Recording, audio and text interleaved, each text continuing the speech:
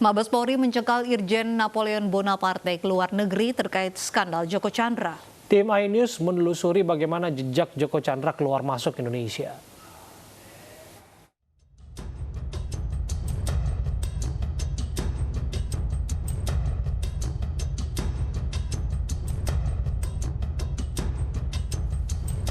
Mabes Polri mencegah Irjen Napoleon Bonaparte dan pengusaha TS ke luar negeri.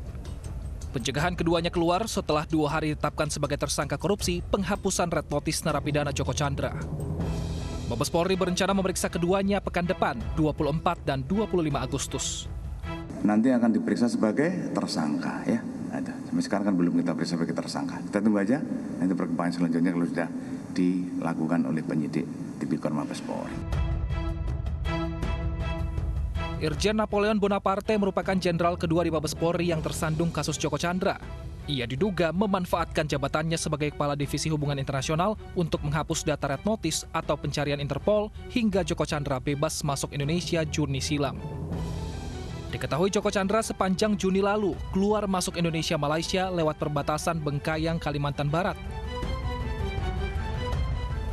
Tim iNews mencoba menggali jejak Joko Chandra yang sempat singgah di sebuah perkebunan kelapa sawit yang membelah perbatasan Indonesia-Malaysia sebelum ke Pontianak dan terbang ke Jakarta menggunakan jet pribadi.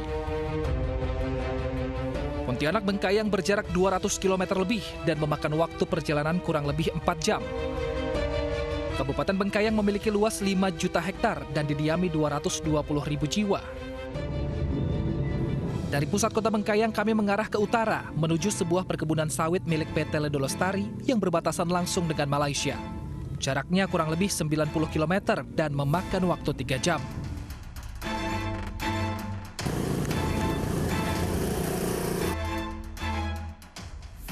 Di tengah hamparan kebun sawit seluas 40.000 hektar, sebuah gedung yang menjadi kantor PT Ledo Lestari berdiri. Di tempat ini, Joko Chandra sempat singgah, berganti mobil plat nomor Malaysia ke mobil perusahaan PT Ledo. Personalia perusahaan mengaku tidak mengetahui jika orang yang ia layani 2 kali di bulan Juni lalu adalah buronan Kakap Indonesia selama belasan tahun. Ia mengaku hanya mendapat perintah dari atasan melayani sang tamu.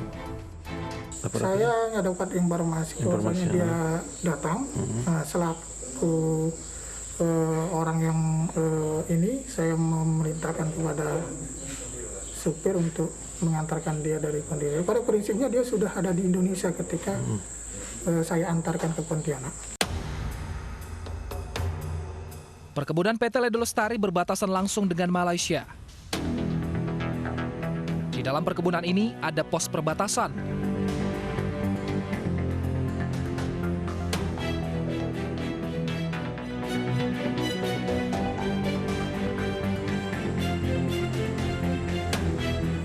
Lahan cukup luas membuat kami harus menempuh 1 jam perjalanan mencapai pos perbatasan. Pemirsa, saat ini saya sedang berada di Desa Semunying Jaya, Kecamatan Jagoi Babang, Kabupaten Bengkayang, Kalimantan Barat. Di tempat ini merupakan perbatasan antara Indonesia dan Malaysia. Di lokasi ini diduga menjadi tempat perlintasan Joko Chandra menuju Kuching, Sarawak, Malaysia menggunakan roda 4. Joko Chandra disebut-sebut 2 kali masuk dan keluar Indonesia melalui perkebunan ini di bulan Juni silam. 1 kali untuk membuat IKTP dan mendapat PK di PN Jakarta Selatan, dan yang kedua untuk membuat paspor di Imigrasi Jakarta Utara.